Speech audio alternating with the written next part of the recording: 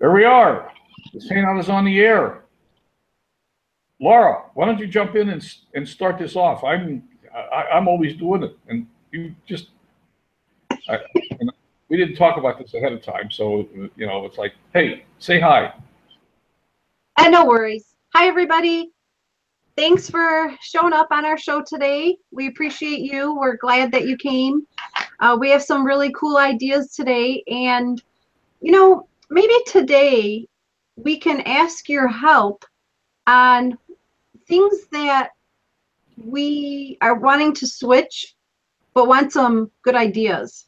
Maybe we can do that today. Sure. But let's see who's on today. So far we have Cynthia, we have Rick, Marta, Lawrence or Larry, depending on who he is today. We have Chris, and popping in, we did see Lynn. She was in there. Did I say Rick? Rick was in there. Okay. He's there. So welcome to Lunch with Len and Laura. There's Sue. Sue just popped in. Oh, there we go. Hey, Sue. Yeah, so one of the topic we started last Thursday is today is Tuesday, isn't it? Yes, it's Tuesday. Okay. Yeah, the topic we started last Thursday was getting and keeping organized, and I talked about a bunch of things, a bunch of ideas last Thursday. Isabel does not like listening. Sorry. Okay. Well, we have to put a little bit of piece of tape over her little ears. And I don't know about you folks. I can only speak for myself, but I have, over the last several years of playing around with this online business stuff, tried various different things to get myself and keep myself organized. And I find that keeping myself organized is a challenge because there's so many moving parts. So let me just do a real quick review of what I talked about last week, and then move into what the main topic for today is. And then I want to also open. I'm gonna chat for just maybe 10 minutes here or something, and then I'd like to open it up to discussion and have anyone who's out there in the audience who wants to talk about any challenges you're facing about how to get and stay organized, and what processes and techniques and things are you using? What's working for you? Does that sound good? Oh, I Laura, think it sounds good. Nobody's saying anything. What's up with that? Tongue-tied. I'm going to do a screen share. I'm sharing my screen. I'm presenting to everyone, and let's see. One of the things that I did last week is I talked about DMOs. Now, I'm going to tell you this. I said this last week, and I'm going to say it again. I assume everybody can see my screen. Laura, can you see the screen? Yeah, I can see your screen, and if somebody out there can just let us know, that would be great. All right, I'm not going to spend any time on this today because we talked about it last week, but I started off, and I still have, and I still look at and use occasionally, an Excel spreadsheet where I broke the day down starting at 4 in the morning all the way down to 9 o'clock at night, and I had little half-hour blocks, and I had every day of the week, and I had notes, and this was pretty complicated. But the problem with it is that I didn't always get my Coffee with Len video done at 6 o'clock in the morning. Scheduling this tightly. Part of the problem is the sun doesn't necessarily cooperate. Right now, the sun, because of the time change recently, the sun isn't up till 7 o'clock. So, I mean, basically, I can't really go outside and do the Coffee with Len video till 6:45. So then I graduated to what I just call an early morning list, just a list of things that I want to get done, hopefully all by 10 o'clock in the morning, and this is what they are. So I just generated a list, and if I remember to look at it, I actually get everything done. But some days I forget to look at my list, and that's another topic. And then I have a distribution on Facebook for my videos, and now we're doing Twitter, so I got to go out there and do status brew, and but basically the things that need to be done. And then we also had the bullet tracker that we talked about last week. We talked about calendaring, because part of what we have to do, I'm going to move away from that for a minute. part of what we have to do is we have to talk to people. And as our business gets busier and busier, and this is where I really find some things that are, intriguing, but as our business gets busier and busier, we're getting more and more, I am getting more and more pressure on my phone time, appointments to talk to people and appointments to follow up. So somebody mentioned last week that they used to use a day timer, and I used to do that too. And so I actually generated myself a weekly day timer sort of type list where I, again, start about 6 in the morning, run till 10 at night, and have 7 days of the week. And the intent here is to fill in people's names. I have an appointment to talk to Joe at 8 o'clock Sunday morning. Okay, fine. Or I have an appointment to follow up with Harry at 9 o'clock on Tuesday. And I find that, that is actually helping me a little bit. And then the final thing, and by the way, anything I have is available if anybody wants anything. But organizing the phone traffic is a challenge. And then the final thing that I'm doing is I have I actually need to close this and go to a contact tracking sheet. So I use this thing called a contact tracking sheet that I made.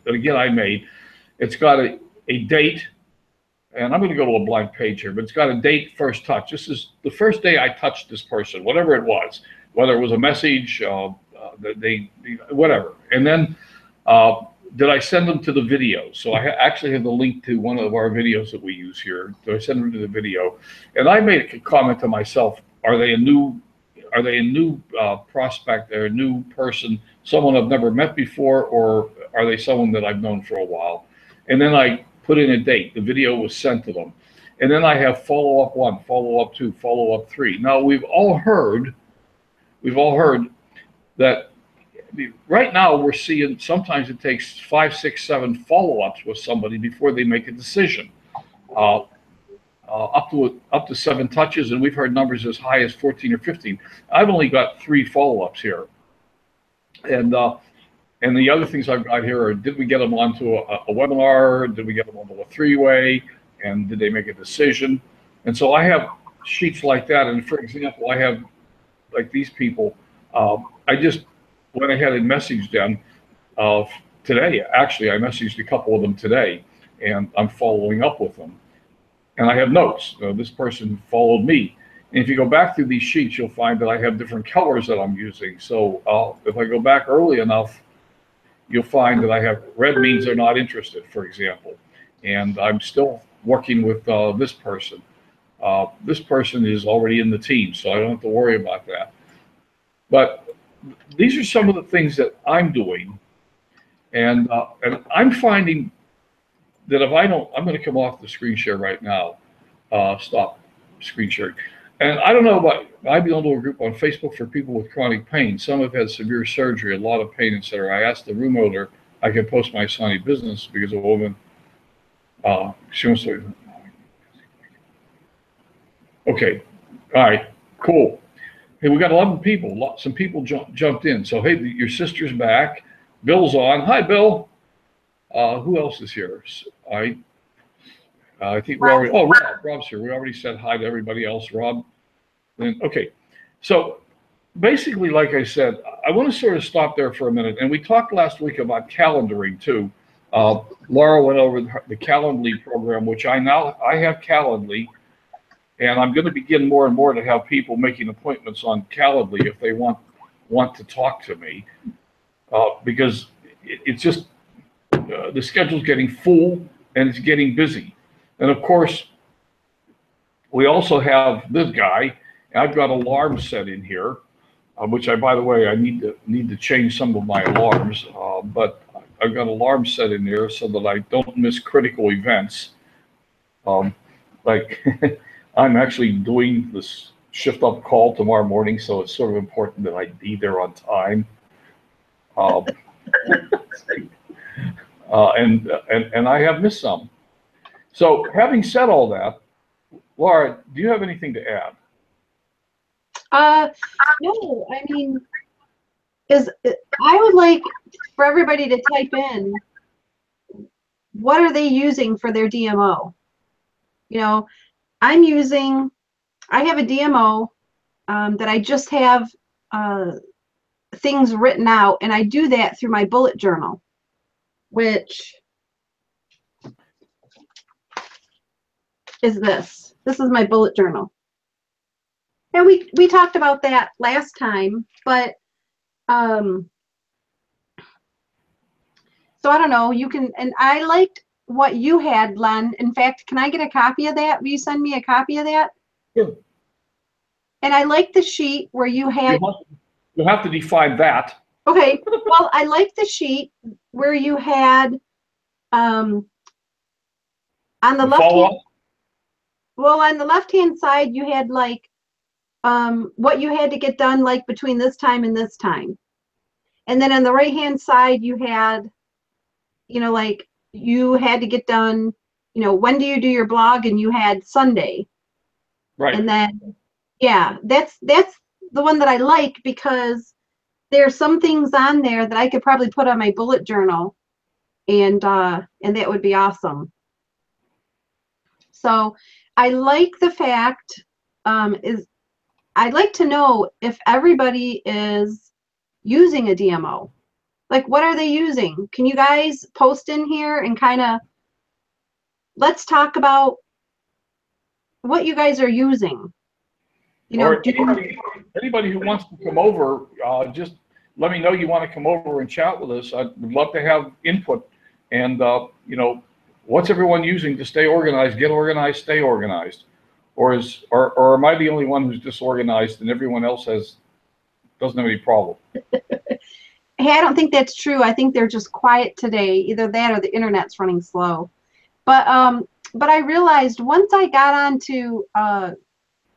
my calendar set up in Google using my Google Calendar, that was definitely an attractive system for me just because of Rick's schedule, my business schedule, the home schedule, the parish schedule, the girls' athletic schedule, and so on. And I even have calendars for my mom and my dad.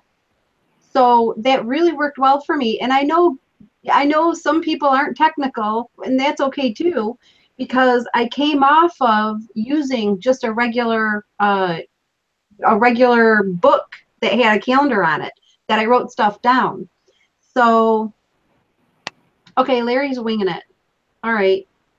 So Cynthia needs to keep track. Hey, Larry, you want to come over and talk to us? Is that working for you? Lynn needs a system too.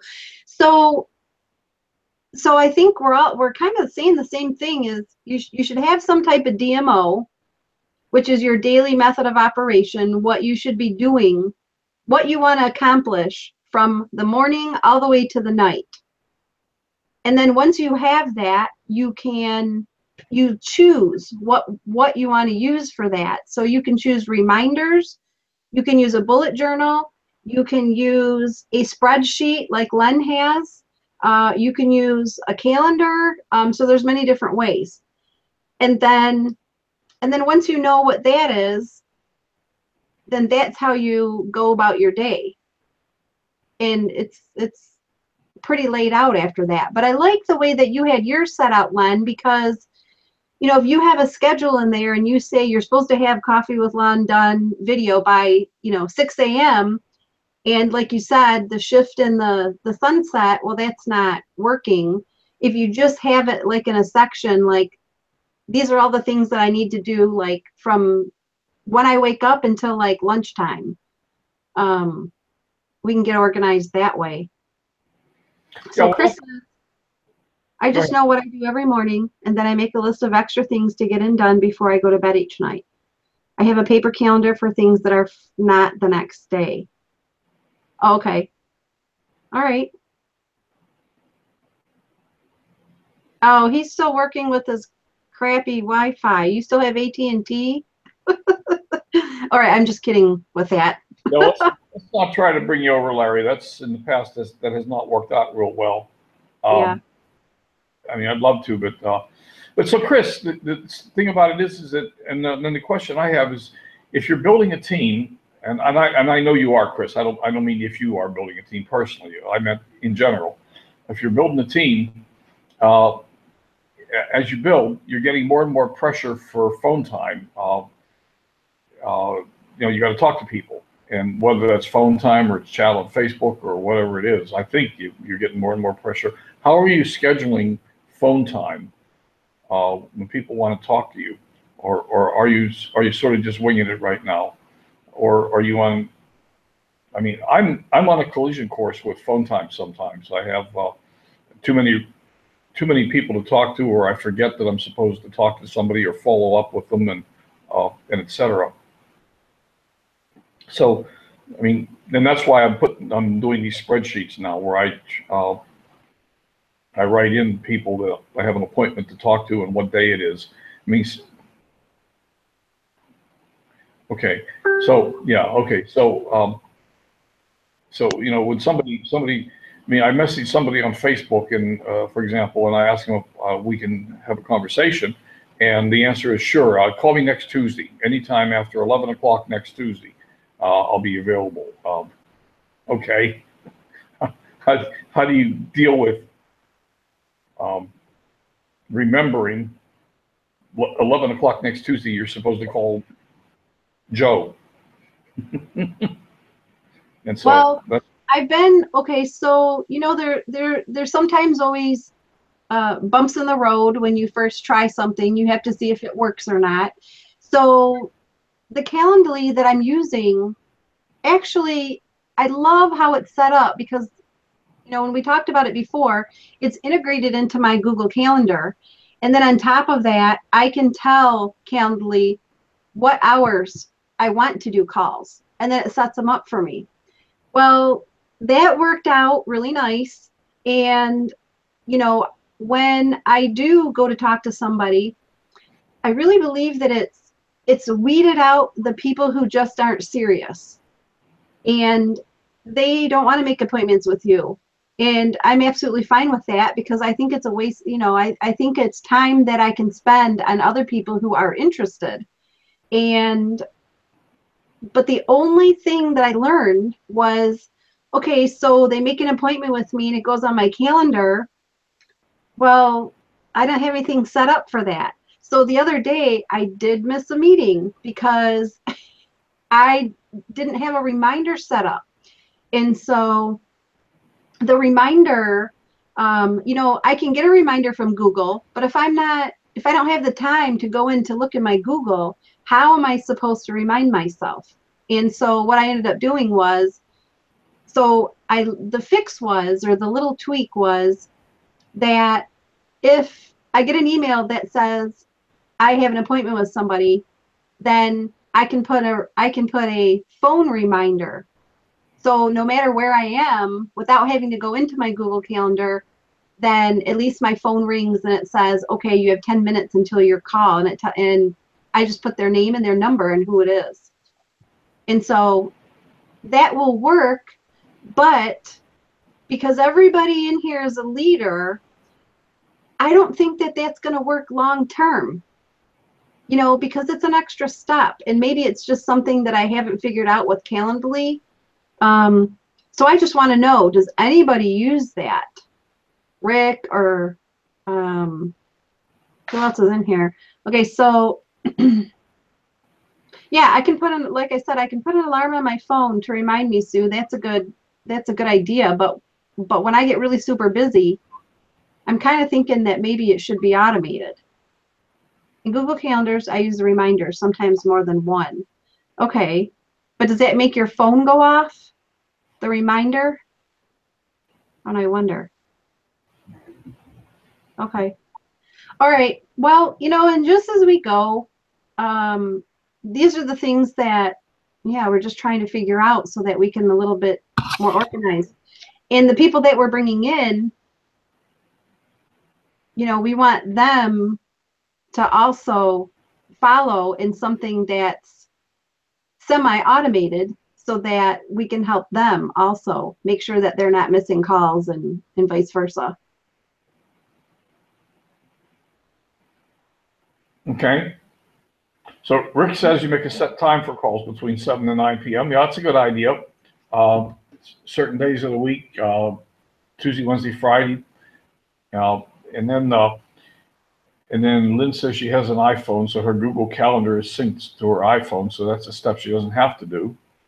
Oh, okay, that's nice. That's, but I don't have an iPhone. yeah. So someone with Yeah. an iPhone, that's awesome. Keep a set time to talk. And see, that's kind of okay. That's a great idea, you guys, Rick and Sue. The challenge I have with that, and I find it, is a lot of people, they're not available at my set time. You know, and especially if it's 7 to 9 in the morning, and then the next question is, well, what time zone is it 7 to 9 in the morning in? Because we're not only dealing with 3 time zones in the United States, sometimes we're dealing with time zones that are 10, 12 hours away from us. You know, every now and then we're talking to somebody on the other side of one of the oceans. So but that's a more of a unique situation than a common one. But certainly 3 time zones in the United States is pretty common. So I find a lot of people that I'm talking to are 3 time zones away from me. Yeah, but Calendly, it just does your time zone. Pardon me? When you do Calendly, at least, that you really have to, you can't be flexible for everybody, because if they're really interested and they want to talk to you, they're going to make the time. Yeah. Okay. Yep. Well, I'm watching the chat and just thinking about it. That's basically what we have for you today. I don't know if there's anything more to talk about. Yeah, Rick, you're right about that. And maybe that's really a good answer. You know, you have your own set times. You know, if you want to talk to me, it's between 7 and 9 on 2 or 3 days of the week. And other than that, maybe you make exceptions. I got to move to Central Time. You're never going to get me to move to Chicago, Larry. There's no good ski hills in Chicago. Bill says everybody is using EST as the reference. Oh, okay. I never heard that before, Bill, but it seems like a reasonable thing. Well, you know, I wonder about that, because there have been several times where people see some of our posts and they're in the first time they assume it's Eastern Time. And when I tell them, no, that's not Eastern Time, that's Pacific, they're like, why? You know, and then there's the other thing, the UTC. How does that work? Does anybody know how the UTC, the Universal Time? Well, yeah, but most people don't understand UTC. Yeah, I don't. That's really, well, I mean, it's just another time zone, really. It's the Greenwich Mean Time that runs through Greenwich, England. And for example, here on the left coast, we're 8 hours off of Greenwich Mean. Right now it's 7 hours because of daylight savings time. So it's just instead of 3 hours, it's a 7-hour shift.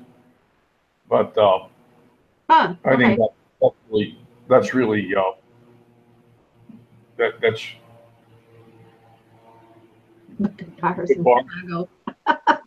Oh, okay, Larry, gotcha.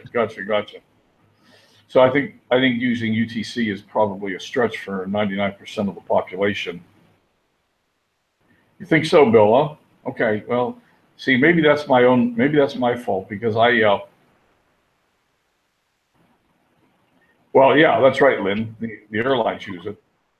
Yeah, and the reason I can tell you what it is that I'm a pilot, but most of the population doesn't understand how to convert to UTC, and it's just not common for most people. So anyhow, okay, well, some good ideas there. I guess I need to convert to EST. I'm used to telling everybody what time it is, Len time. And that confuses people. So I'll have to just tell them Laura time from here on in. Well, if you do that, it'll be easier for me. So I like that idea. All So right. if anybody wants a copy, or if anybody wants a help with creating a DMO, feel free to contact Len or I. We'll be happy to help you with it and brainstorm or whatever, and to help you get a little organized.